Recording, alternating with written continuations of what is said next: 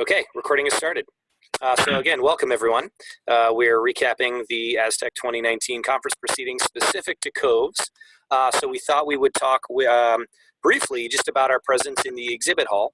So this is the third or fourth year that COVES has had a booth in the exhibit hall, just trying to start conversation, bring people in, let them know more about the project, and then obviously also connect with all of you or your institutions who may have people at the conference and just get a chance to start building community.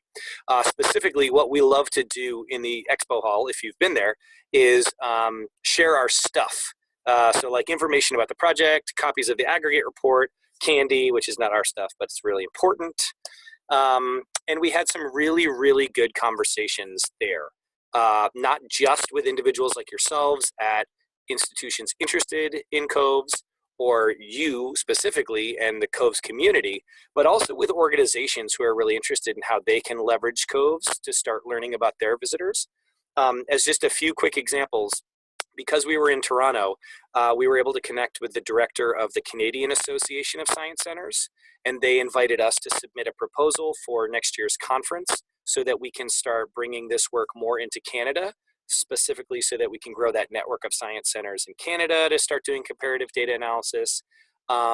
We were also able to connect with some folks from Excite as they're thinking about how they can model what we've done. And then again, we also got 4 pages of interested participants who just wanted to provide us contact information and let us know the ways in which they were thinking about how COVES could be useful at their institutions. These categories ranged from I just want to stay informed to I might want to get involved to I'm ready to get involved. So through that process, we're actively recruiting new institutions to expand our network and make the collaboration stronger through all of that. I'll just estimate that we have like 30 or so names in contact, some of which is duplicate from business cards and stuff we've collected. But it's really encouraging to start hearing excitement around the possibility of expanding COVES, which was critical to our work. Do you have anything else to add about the exhibit hall, Alex? Only to say that we've got great interest from a couple specific institutions like the Tech, which has a new name now, the Tech Innovation, I believe, in San Jose, Space Center Houston, the Michigan Science Center. Tech Interactive, thank you. It's like the Tech with an I, Tech Interactive. I thought he was from a different museum for a second. I was like, oh, there's a different the Tech, because I don't keep up with these things. But so and so what did I say? The Tech Interactive, Space Center Houston, Michigan Science Center, a couple others. If you happen to have any friends or contacts there and you want to say, hey, I heard, that they may or may not know about these conversations that were had at COVES, but the more that the kind of data discussions can suffuse throughout the organization, the better. So if you happen to know anyone, feel free to just reach out and say, oh, I heard from the COVES team that your institution has displayed a little interest in this. If you have any questions, let me know. It'd be really awesome. And I actually have one more thing to add about the Aztec presence in the exhibit hall. Obviously, COVES has a strong relationship with Aztec, and we have since its inception through grant funding, but Aztec just unveiled their strategic direction for the next phase of the organization. And this is particularly relevant to all of us because it connects directly to our work. One of their guiding principles, I'm going to hold this up, I know you probably can't read it, but it says make data-driven decisions and adapt to change. And they have been working closely with us on that phrasing to think about how we enable Aztec member institutions to use data to inform changes or inform conversations that lead to changes. Because one of their strategic pillars is support and connect members, which obviously we do really well, using shared data, facilitated learning, and collaboration among members. So Christopher Nelson, their COO, came to our leadership meeting, highlighted this fact, highlighted the fact that he has been plugging COVES, particularly in areas like the CEO luncheon that Aztec hosted. So we've got great support from them as a network, and we fit directly into strategic initiatives they're laying out for the immediate future. So that was really encouraging, and we had some conversation around that in the exhibit hall as well.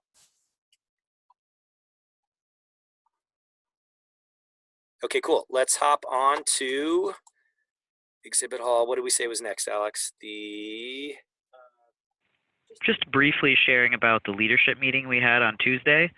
So some of you may be familiar with the COVES leadership structure, probably most of you, at least in passing, that we have a leadership advisory council that provides strategic direction and advice for us on where the project should go and what we should do. So just to share a couple of tidbits from that, some of the big things we discussed were broader data sharing initiatives, so how to get institutions, how to facilitate sharing specific data points together. We also talked about bigger translation efforts. So some of you may hear, I have a list of folks who are interested in being on a subcommittee about translating the COVES instrument or facilitating better use of what we already have translated into Spanish. And if you don't know anything about that and you think it sounds interesting, shoot me an email. And also, do we want to mention COVES art, Ryan? Sure. Just briefly, we've gotten some interest in COVES from a small group of art museums. So we are starting conversations with those museums, and there may be a further IMLS grant in the future to support a convening of art museums to talk about what COVES would look like there. So it's early stages, but very exciting new direction for COVES. And just revisiting quickly what Alex mentioned about our subcommittees, it's worth noting that participating in subcommittees is something we encourage all of you to do if you're interested. It's not just for that Leadership Advisory Council. So anybody from a participating institution can contribute to our work. And again, some of those areas are questions and measures, the translation group that Alex specifically mentioned, membership and communication, of which this whole webinar effort is a part. And then again, data use. So thinking about ways that the data are being used, how the data are being disseminated, and ways we're pushing that forward, moving ahead.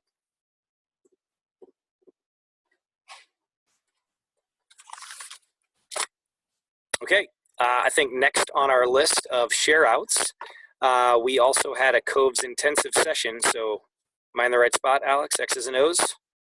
X's and O's. So we had a great conversation with a couple of, actually some people on this call, and had a great turnout. The room was full from my perspective.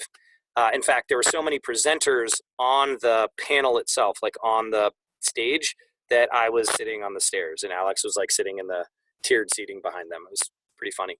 But the session was on X's and O's, connecting experience data, the X, and operational data, the O, that many of us are used to. Our panelists were 1, 2, 3, 4, 5, 6, 7. We had 7 presenters from 7 different museums, which was really fantastic. And each of them told unique stories about their experience integrating COVES data with some of the operational data that they discuss institutionally. And just from the large perspective, I think we can, are we sharing any of the slides, Alex, or do we just want to kind of go through the topics? The topics. I would be happy to just pull the slideshow up. I have it open right now. Great. Okay, so why don't you do that? I'll screen share in a sec. And while Alex is looking for the screen share, the topics that we discussed were ways we consider crowding, museum crowding at museums, the way we consider traveling exhibits, the way we think about different visitor groups, and finally, the way COVES data is being used from a community perspective. In other words, how are we disseminating this information to broader groups of people, whether they're internal or external, in terms of making sense of the data. So just a quick disclaimer on these slides. These are not our slides. They're not for us to give out necessarily, but we did get express permission to use them for things like this webinar, so that if you're really interested in pursuing additional conversation around these topics, you have people within our COVES network to reach out to. Should I go to like the first example of the crowding one? Or? Yeah, you might as well walk through that. Yeah. So just as a kind of a example, this is just COVES intro. We thought people would want to know about COVES intro, but you guys probably know about this. So the first topic that was shared about is crowding. And so the first example here was from Megan Goki at SMM. And Megan probably would have presented this much better than I can, but she was talking about how SMM was really interested in the potential negative effects of a too crowded museum on the visitor experience. So they thought to look at COVES data, and their specific questions were around school groups. So there was a decision about should we cap the number of school groups that can come in on certain days to improve the visitor experience, because we think that the visitor experience, SMM is probably, oh good, Megan is giving me a thumbs up, so that's good. Should we cap the number of school groups that come in on specific days to, improve the visitor experience? So what they looked at their COVES data, and, to see to what degree, this is St. Louis, they also looked at crowding, but I think what the museum found was that they found a few things, right? So they looked at their crowding ratings, and they have some specific questions about crowding on their COVES data. And let's see, the first thing to say was there wasn't really a clear relationship all the time with crowding issues, and they had an old reverse coded question that was, it was like the museum was crowded and it was kind of rated on that 0 to 10 scale. And then they looked into developing a different version of the question. One thing I think, and Megan, if you want to pop on at any point and correct me, but they looked into some crowding research literature and found that the perception of crowding is highly individual. So if you are in a crowded place and you see a lot of people who don't, you don't perceive as like you will perceive it as more crowded than otherwise. And then when they looked at their actual data, the actual number of school groups that they were looking for like a cap was way too low to be feasible from a budget perspective. So it was I think the number I'm remembering was 1,000 groups or something, or 1,000 visitors maybe, and that was just going to be impossible. And also that there were crowding issues they were seeing on weekends when school groups were obviously not really in the museum. So they started thinking about crowding a little bit differently, and started thinking about, did the museum feel crowded in specific areas or throughout the whole museum? So you'll see this graph here that's on the slide is a newer version of a crowding question that they used to kind of better understand the crowding issue in the museum. And I think they're still learning about it a little bit. But Megan, if there's anything else you want to throw in, feel free. Yeah, the only thing I would really add to this is, for us, crowding was a question that we had as an additional question just for our museum, part of that larger COVES instrument flexibility. And the importance of actually doing some validity evidence gathering around the questions that you add to the survey to ensure that you're actually asking what you intended. We had to change the question a lot once we actually started digging into crowding, because we weren't conceptualizing it in a way that was meaningful for the visitors or actually actionable for the museum. It was kind of the biggest thing we walked away with. Awesome. And then Elisa from St. Louis Science Center also shared a kind of a crowding anecdote, and she's offered to kind of go through those slides. So Elisa, feel free to hop on now. Hey guys. Yeah, so we were looking at just comparing versus tax satisfaction ratings, looking at the Net Promoter Score, which asks about likelihood to recommend, and the overall experience rating, which asks about that visit today. So this is the breakdown of how we rate our busyness each day. And what I do is I take our raw data and I put the color code, I add a color code thing in it so I can look at the ratings for yellow days, orange days, green days, etc. So if you go to the next slide, this is all for 2018 data, and this is looking at that Net Promoter Score by the different crowding levels. And what we saw was it was really pretty predictable. On those less busy days, the NPS was higher, and the busier it got, the Net Promoter Score went down. So we thought, okay, well that kind of makes sense, right? Because if it's more crowded, your experience might not be as good. You might be less likely to recommend. Okay, so then we looked at the overall experience rating, and what you see in this graph is it's not quite so clear. So again, it goes from the less busy days at the top to the busy days at the bottom. And what you see is we still have about half the people giving an excellent rating, and then a number giving superior rating is pretty variable. And even the purple days when it was really busy was still pretty highly rated. So you can go on to the next one, which is just sort of the wrap up of this. So we've got this thing where likelihood to recommend and overall experience, really, we know they're not the same thing. And so what this suggests is that crowding may affect those ratings differently, and that it seems to have a more negative impact on that likelihood to recommend than on the actual visit experience itself. So it's going to be something we're going to keep watching and seeing, like, what the OER data in particular, because that's a newer measure for us. We've been doing NPS even before COVES. So looking at how the OER changes or doesn't change as we get more data on it is something we're going to keep watching. So we haven't made any decisions based on this yet, but we're still reflecting on it. So that was our crowding piece. So those are two really great examples of how a museum used operational data, aka attendance data, or school group, numbers, and their COVES data to either get more information with which to make a decision, or actually to start making a decision about, SMM was able to make this decision that, no, we're not going to actually cap the number of school groups who come in because it makes no sense for us budgetary wise based on the perception of crowding at that level. And St. Louis Science Center is starting to gather the information about, how does the perception of crowding and attendance affect different experience measures. There are, again, a ton of examples in this PowerPoint of other things. Ryan, do you think we should just kind of touch on a couple of them so that folks know who they can talk to if they have questions? Yeah, I think touching on them briefly without You're muted. going over all the nitty-gritty from the presentation. Yeah, so what Ryan just said on mute was that touching on them briefly would be good. So I'll just kind of shuffle through them quickly.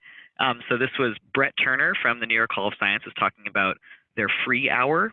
If anyone here on this call does free days or free hours or free periods for whatever certain groups of people, whatever that is. I know we have a free college night that we're doing every Friday right now.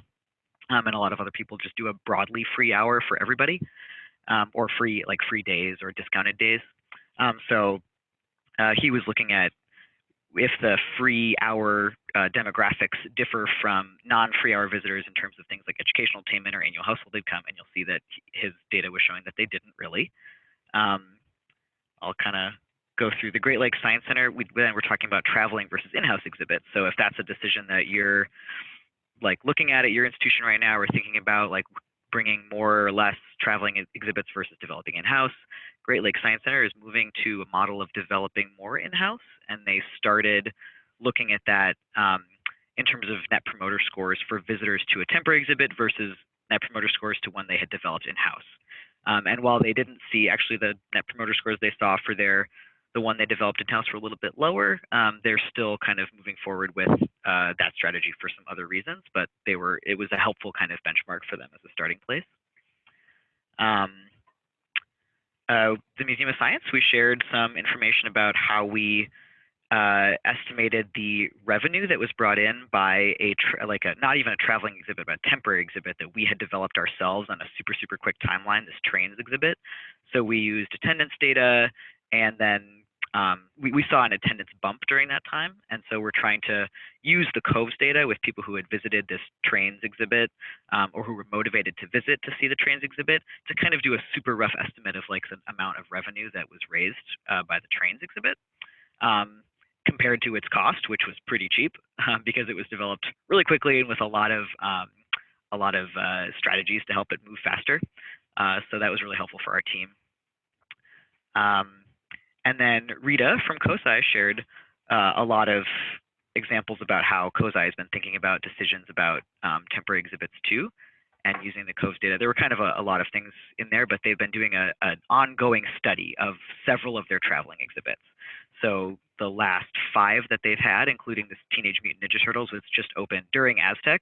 So they've been looking across those 5 exhibits, and then they'll be comparing all of the data that they see across these exhibits to help make some better decisions. COVES data and I think non-COVES data as well, so attendance data and other capture rate data.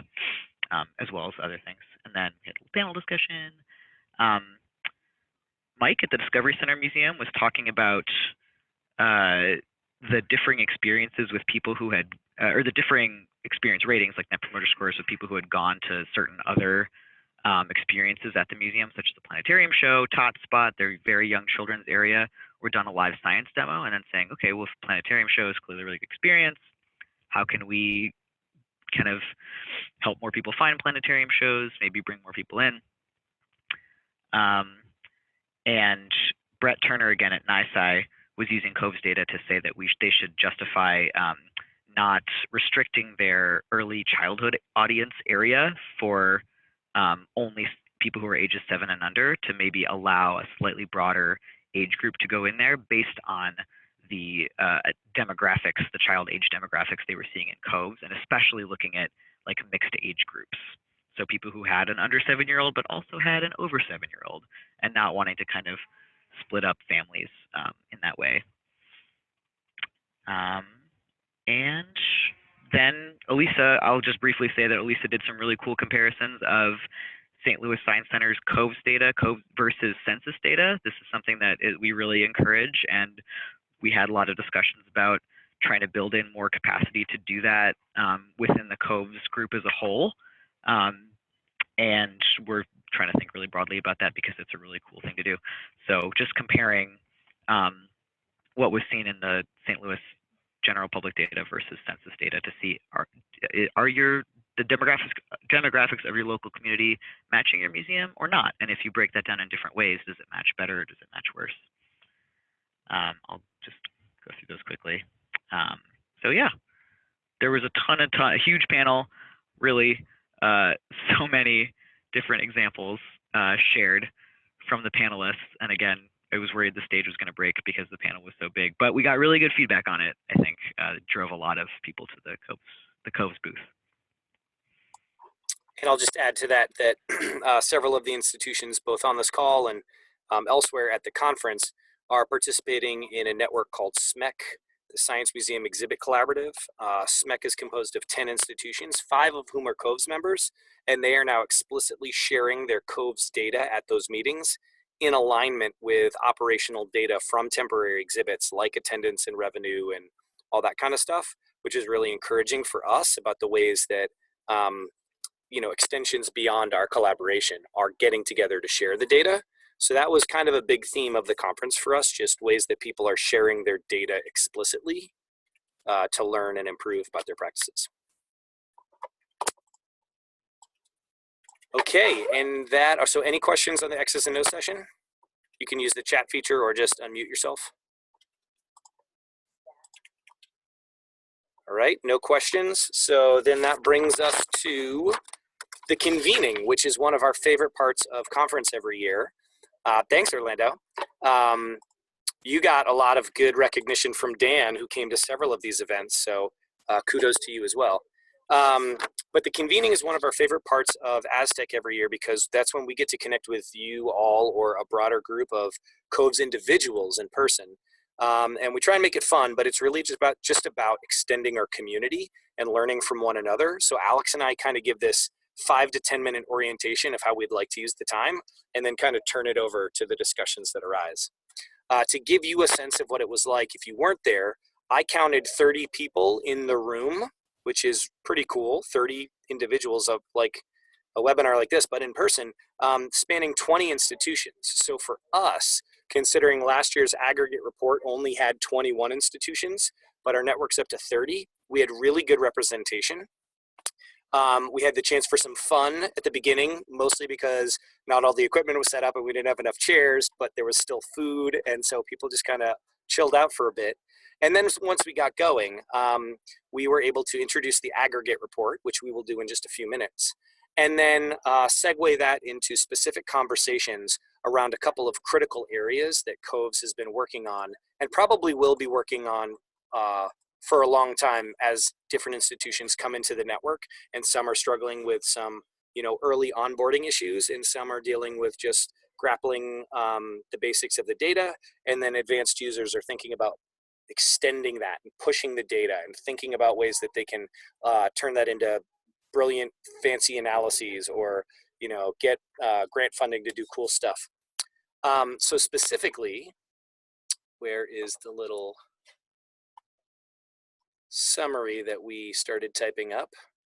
The most common questions that people had were around data collection is managed across the organization. So we all know this from our own experience. Data collection management can be tricky. And there was a small subset of our COVES convening attendees who were really focused on that, both how can I get better, and also some who were like, how can I share my wisdom around this, which was really fun. So some really good ideas came out about setting quotas for data collectors and leaving them to schedule it to themselves. But then also the pitfalls of that when people don't take the personal responsibility to do it, and how you balance all these different data collection methods. And knowing that just collecting the data is the first step, and often a very hard one, in ensuring that everything that funnels after that is effective. There was another really good question around how data is shared or how people facilitate data discussions across departments. You know, this is important for a number of reasons, the least of which is not, we just released an aggregate report, but we didn't print enough copies for everyone in the world to have one, and simply handing that off to someone else at your institution might not be totally effective. So what are some ways that we can really help you all disseminate the data across our collaboration internally, and then drive internal conversations around using the data? So two of the ways that we encourage doing that, Alex, do you have the PDF easily shareable? Of our FY19 report? The SMM example. Yep, I have that one too.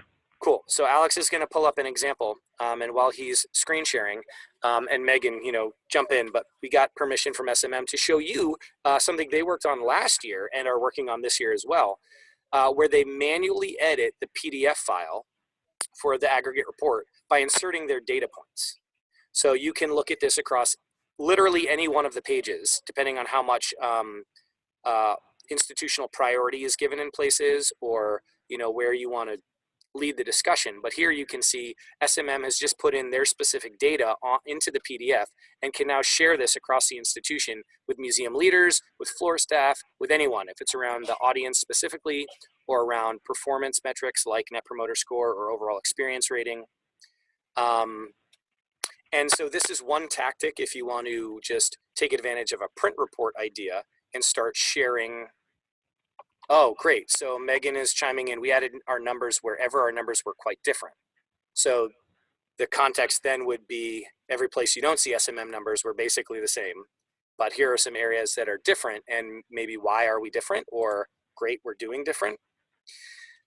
So this is one strategy for sharing that report or using the data internally. Yeah, those are, do the arrow ones. Can you find one of those arrow ones? The arrow? Something like here. Yeah, right? Like a huge call out in one of those NPS ranges to identify where your performance might be relative to the spread or range of data points presented in the aggregate report. And then a second idea that came up for sharing the data was this idea of turning it into a focused presentation that you could tailor for your audiences. So one of the things that Alex and I promised to do, and will happen either late this week, although I guess it's already late this week, probably early next week, we will be sharing directly with all of you and all the people at the convening files that have all of the data visualizations from the report, so that you can say, here's what the aggregate data show, and then you can use your dashboard to insert your own data and then talk people through a discussion of the data. You can do exactly what Megan suggested from SMM, either highlighting areas where you're different, showing areas where you're the same. But in my opinion, the presentation version really allows you to drive discussion around it, specifically if you have people in a room that you want to talk about the data with. I love both of the ideas. We're certainly open to new suggestions as well if you have resources that you need from us, but we want to make this aggregate report a little more personalizable. Is that a word? Yeah, that's a word. Yeah, trust it. And then the last thing that we talked about was how to get groups to make decisions and take action based on the data. So this was a specific subset of convening people, and several of you in this webinar were actually at the table, which was really nice. But we talked a lot about different strategies about informing change. So basically, how are different COVES institutions using data to affect change in their organization. Mike at Discovery Center Museum gave the great example of comparing his internal data to the aggregate and then getting a local area grant to make some facilities related changes. We had a great conversation around personalizing dashboards from Jessica McQuiggan at Science World, who's worked hard to create these very tailored reports of the data that aren't every single data point in the dashboard for specific divisions within her organization. And there were a lot of other good examples. So if these are the types of conversations that you're having at your institutions as well, we have a whole list of names that we can connect you with who have been thinking about and working on these ideas. And it's another way to strengthen the COVES community. So those were my highlights from the convening. Alex, do you have thoughts, or should we just jump into the Ag report? No, I think you got it. Cool. I'm going to share a link to the Aggregate report and then screen share the thing to help us go through the analyses. So I'm going to chat to everyone just so you have it. This is our fiscal year 19 COVES Aggregate report. It's all printed. We've been handing it out at the booth, as Ryan said, but that online copy is free to distribute as far and wide as you like. And we'll just, here it is, okay. We kind of showed this PowerPoint at the convening, but it's just to kind of talk through what you'll see in that report. So this is, just an intro. And for those of you who saw last year's report, or even if you didn't, the way it's organized is we really go through some COVES background information, and then the basic demographics, just reporting out on all of the aggregate data, just summarizing everything for the first few pages, and then we go into what we're calling these deep dives. So we usually are doing those as comparisons. So last year and this year, we looked at members versus non-members, and so we tried to highlight some differences, some different differences that we saw this year versus last year. And so this year you'll see there's some comparisons of the demographics of members and the demographics of non-members, and if they're different. We looked at groups with children this year, and by that we actually mean 3 different types of groups with children. So we compared groups who only bring children who are 7 or under, groups who only bring children 8 or over, and then groups who bring both. So both younger children and older children. And so what are they like? Do they stay longer or shorter? Do they give different experience ratings or net promoter scores? So comparing those things. The third comparison we have is what we talked about on the last webinar quite a bit, but just to recap it, it's people who visited any temporary exhibit at any of the COVES museums that had a temporary exhibit versus people who visited one of those museums during the time when there was a temporary exhibit available but did not go. So it's basically people who chose to visit a temporary exhibit and those who chose not to, or those who just happened to versus those who didn't just happen to. And were those visitors different in any way? The next comparison we looked at was child-focused museums versus broad audience museums. And so the way we defined that was, in our COVES group of 30 institutions, we have a couple of museums that would explicitly define themselves as a children's museum, but we also have a lot of museums that, even though that may not be their primary identifier, they still get almost exclusively groups with children. They have very, very few adult-only visitor groups versus some others that get, a third or 40% of their visitors being adult-only groups. So we were trying to see, are those types of museums different? So anyone who has less than 10% adult-only group visitors, so the reverse of that would be 90+% groups with kids visiting, we classified as child-focused versus those broad audience museums.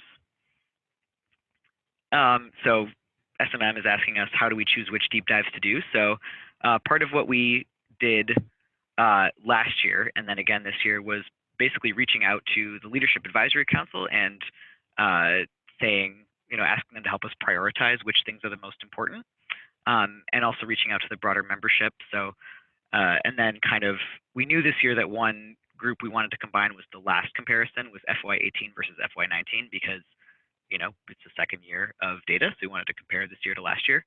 And then just trying to get a sense from what we've been hearing throughout discussions among COVES institutions, like which of these things are, which of these things have been coming up in conversations for the last year.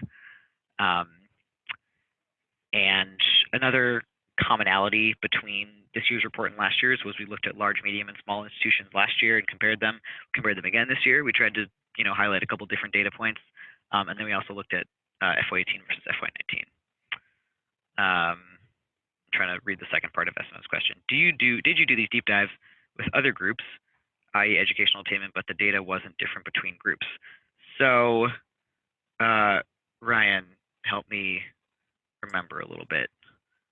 More of what I'm remembering is that when we were comparing, say, members versus non-members, for the most part, we would highlight places where there were actual differences. So if there was, not in every case, sometimes we did highlight things that were the same, but focusing more on places where there were differences. But Ryan, can you remind me? Yeah, so your point earlier is most important, right? Running this by a larger group of thinkers who say, we know the COVES data very well, and these are areas that our institutions are really focused on right now, right? These are the areas where we need to probe the data to find out if we can start answering or addressing some of the questions that we're hearing in multiple conversations beyond just COVES. That's typically where we start. We have had intense conversations, and actually this came up at one of the previous webinars that we hosted around, do we just show things that are different? Are we doing statistical analyses? Are you talking about magnitudes of difference in effect sizes? Or what, how do we inform the things that are presented? So we're really trying to stay away from just doing, things that look different, which in one sense would be reporting bias, like we're capitalizing on exploratory analyses and look, these things are different, but focus more on some kind of framework around why we might expect to see differences or how we can use these data to inform conversations at our own institutions, not just, yeah, these things are different, let's put it in the report. It's complicated though, as you can imagine, with as many data points and institutions and types of analyses that are possible, it does get complicated. And the good news for all of you is we're always looking for suggestions on ways to expand our thinking and give us new ideas for deep dives that are worth exploring. This is highlighting what we saw for the overall experience rating. So the net promoter score in aggregate for everyone and the overall experience rating for everyone. We show this at the convening. It's always kind of interest. And I'll show the change from previous years before. But if you have any recollection of it just in your head, you'll remember it's pretty similar. There wasn't a gigantic swing in either of these. So looking at what we did see changes in from last year's report to this year's report, and this is just for museums that have data for both years. So if you joined only in FY19 and you don't have comparison data, you wouldn't be included in this. So this is just kind of comparing like to like. So we saw a small increase in visitors who were LGBT+, 2% increase. A small increase in the overall experience superior rating. So this is just people who rated at that very top of the OER scale.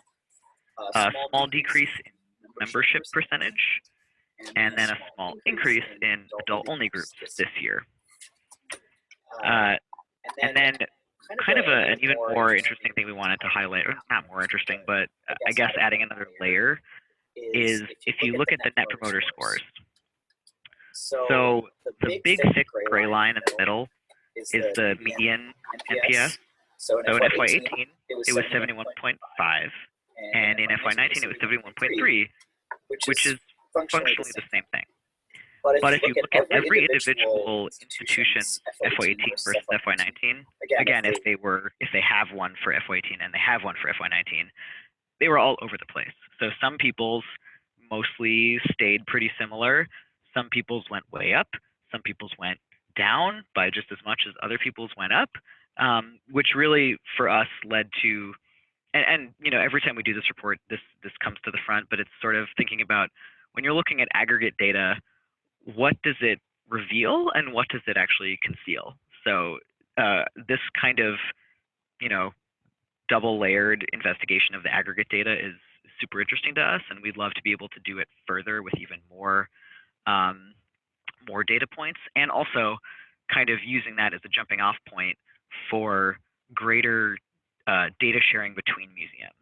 You know, there's so much that you could find out, like even just saying, okay, the aggregate membership number was whatever it was, 28% this year. That's hugely variable across our institutions. You know, what is the low end and what is the high end? Like, so, and why might that be happening? That's a really interesting conversation to happen both at the aggregate level, but also at the institutional level, where people can actually provide all of the context for, like, well, here's how we do our membership program. We actually would expect that it's higher and we don't know why it's not as high, or we're in an area where we don't really expect our membership numbers to be that high anyway, or whatever the situation is.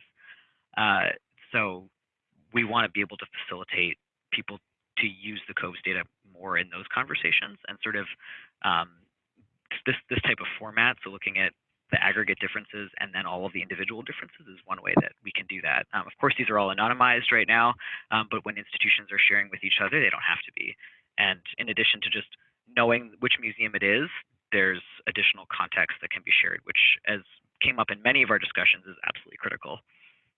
I think that's the last aggregate report slide, but we really encourage you guys to go through it, compare it to your own data, share it broadly. Alex, do you want to back up to the overall NPS and OER before the change over time? Mm-hmm. So Beth, I hope you'll not mind me replicating our discussion for the group. We presented this slide and Beth asked the question, is this good? And it's really, so I gave it's a great question, right? Because this is in essence what we're trying to figure out. And very early on in COVES, we needed to collect data across a broad range of museums to figure out what our baseline or benchmark or, you know, aggregate score was to start making comparisons off of, which is what Alex just showed. And as the aggregate fluctuation changes very little year to year, and this is what we've seen now, at least institutionally, when thinking about a broader set of data, it's really critical to point out that 71 is really good. It's really good for a couple of reasons. One, the scale goes from -100 to +100, and we're a positive 71.5.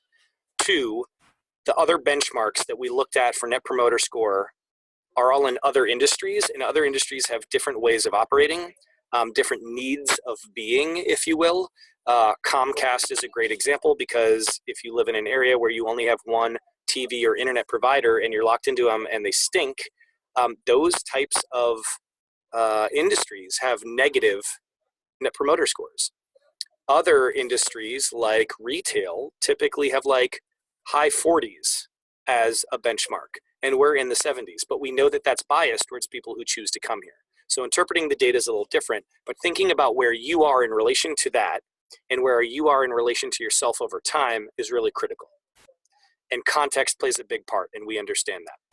And the second piece here is the overall experience rating. I wanted to point out that there is a Google group that came out of the Visitor Studies Association that is trying to encourage people to share their OER data, to start having robust conversations about the way it's used and the way we interpret the data. So I encourage you all to do that if that's of interest to you. But to say that the patterns that we see across many different types of visitor-facing organizations like zoos and aquaria, natural history museums, science centers, follow a very similar pattern to this. There's a high proportion of excellence in like the 45 to 55% range. A smaller proportion of superiors, you know, somewhere between 30 and 35%. And then, as seen here in this visual, almost no poor or fair respondents. Understanding that Net Promoter Score and OER do different things, right? One is about likelihood to recommend. One is about essentially the quality of your experience, the overall rating. It's important to keep these in mind, that these are really good scores and that we can better understand them as we get more data, get more institutions on board, and have more longitudinal access. But it was a great question, even if it was a hard one, and I think we need to keep considering it critically. So that's some more of the conversation that came out at the convening. But at this point, unless Alex, you've got last minute thoughts, you know, there's about 10 minutes left. We'd love to hear from you either perspectives from your ASTC conference if you were there, or the things you're really hoping to hear more about if you weren't there. Or questions about anything we said. Hey, this is Rita. Can I speak up for a minute? Please. Yeah. Okay, I'm Rita from COVES. I'm Rita from COSI. And as some of you know, I was planning to launch into some interesting dialogue this week at COSI about how to use the data. And we actually did a session this morning. Jesse and I, Jessica Takis and Joe Heimlich and I sat with some of our director and manager level folks here at COSI and did a demonstration of COVES, right from the point of having them be the role of guests and actually take the survey.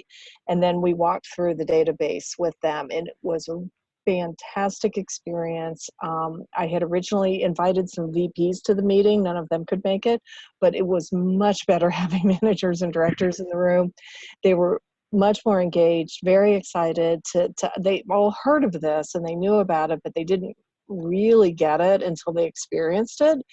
And so very excited about knowing what it's about. So I've said I've deputized them to be COVES ambassadors within COSI and sent them back to the larger division they're a part of to really be thinking about it, talking with their VP, talking with their teams about COVES use, and then we'll keep talking. They really only represent one part of COSI, but it's a pretty big part. And so I feel, I said I would report back to some people who were at the convening. So it's like, it went well. And that's one way that we're starting to get into really using this in a way that's meaningful and not just being held in the research department, but also not quite open yet. And so we really kind of learn how to use it responsibly. Awesome. Thanks for that share out, Rita. I'm glad to hear it went well. And I'm now remembering how excited I was when you shared that with everyone because two things. One, we should totally do that here at the Museum of Science, and we haven't in a long time.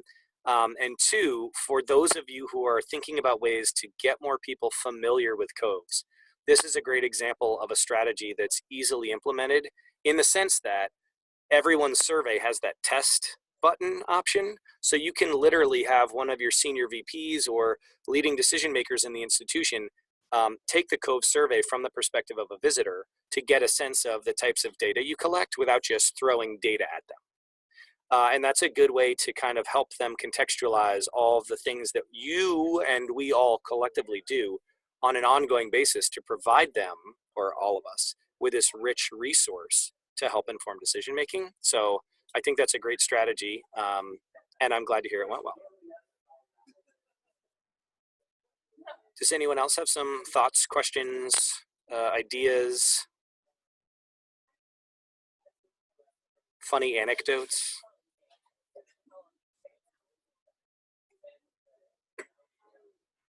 So I have a picture of Ryan at the convening, and it looks like he's drinking a beer. If anyone wants it, I can share it. Light blackmail. I have pictures of Ryan doing karaoke, so I mean, whatever. He's so easy to blackmail. Well, you guys say this like it's going to deter me from doing either of those things in the future. No, and that's where you're wrong. So. Okay, great. Well, unless there are more stories or questions or anything else, we're happy to give you 6 minutes of your day back. As always, we love having these online get-togethers. We think it's a good way to strengthen the community and just be able to, share more stuff. We've got a couple more topics for the last few months of the year, but if you have suggestions for things you'd like to see this group at large do or discuss, we'd love to hear them. We're always thinking about new ways to make sure you're engaged and have the resources you need. So just let us know. You can do it through the chat or through an email or through a carrier pigeon. Any of those work.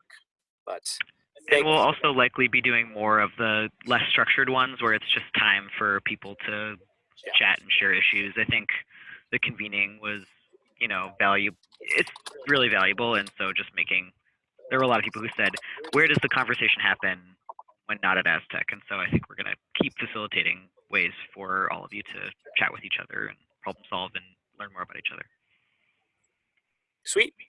Well, happy Thursday. And if you were at conference, hopefully you're catching up on sleep. And if you weren't, hopefully this helped feel like you got some of the lessons learned from our perspective. We will talk to you all next month. Happy September. Bye, everyone.